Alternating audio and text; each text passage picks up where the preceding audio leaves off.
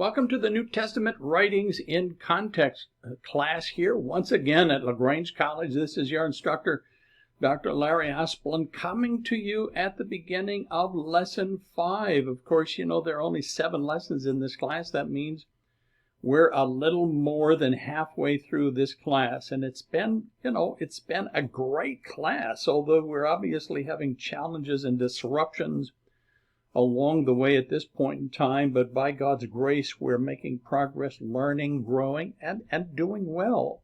The Lesson 5 theme, of course, is Part 2 of our examine of Pauline traditions, all of those books assigned to Paul the Apostle, and of course, they're so very, very important to us to this day. Lesson 5, learning objectives then. Number 1, to have an understanding of the circumstances of the Pauline prison epistles. That's Ephesians, Philippians, Colossians, and Philemon, and their significance to our understanding of Christ and the church. And then number 2, to gain an understanding of Paul's Christology, that is his doctrine of Christ.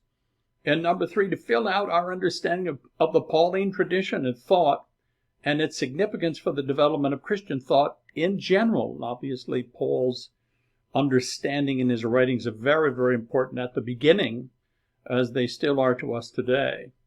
So, Lesson 5 assignments. First of all, during week 1, we'll jump back into our assigned textbook by Johnson and read chapters 15, 17, and 18. And then you will have another written assignment, an essay. And here is your essay assignment. Certain prison epistles were written by Paul while in prison, were intended to give a clear understanding of the nature of Christ and his church while addressing practical issues in the churches. So, discuss Paul's personal relationship with Christ and with the church, and why did that provide an important example for the early churches to follow, and how might it affect our approach to faith in Jesus today. So Paul had a wonderful heart, not only for the Lord, he had a huge heart for the churches, and gave himself passionately to their care.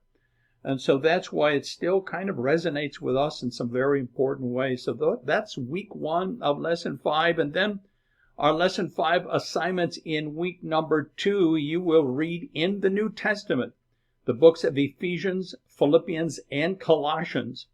And then you will engage in a conversation with one another. And I so much appreciate the tremendous, thoughtful conversations you are having with each lesson. But in Lesson 5, this is your discussion prompt. Paul's letter to the Philippians is perhaps his most personal relational communication to one of his churches. So choose a passage from Philippians that you consider to be relevant to your own life and context, and share why that might be true. I'm sure you will find just some wonderful passages. It'll be hard maybe to pick one, but do pick one and then engage in just a great conversation with each other out of the book of Philippians.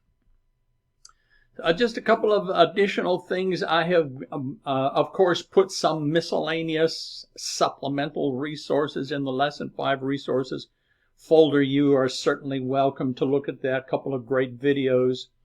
Once again, this issue of margin under the circumstance. You know, we have had students who were living on campus who had to move off campus. We have nurses in our class who obviously are facing very intense kinds of situations.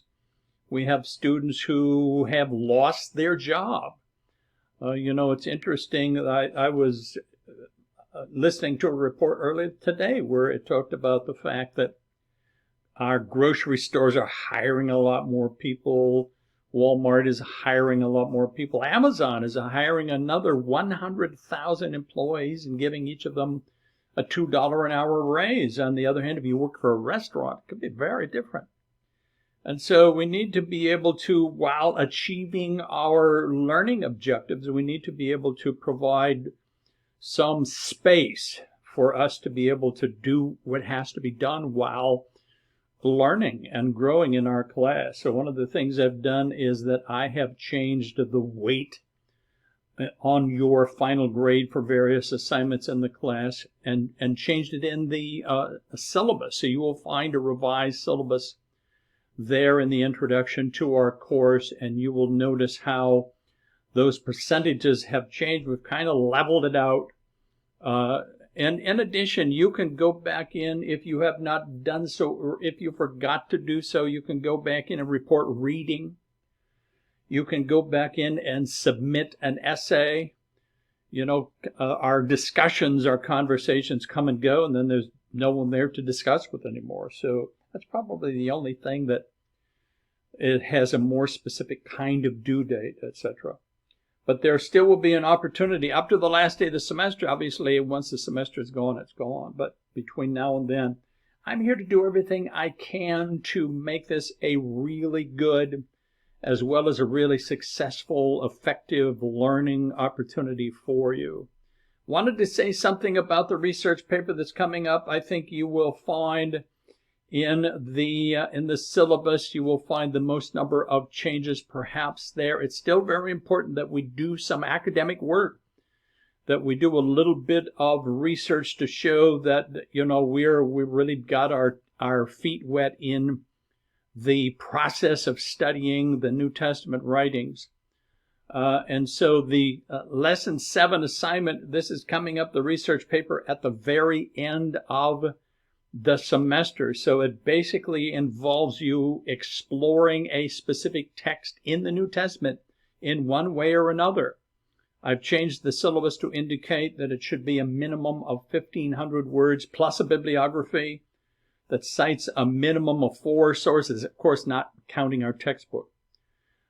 You have access through our Connect homepage to the Lagrange College online library, the online catalog with a ton of excellent resources. So although I know you miss going into the library, when I was pastoring there in Lagrange, I would take one afternoon every week and just go and hang out in the library because it was a great place to read and study and so forth. So you still have access to a lot of really, really good resources there in the library. And the research paper now will be worth 20%, not 30% of your final grade.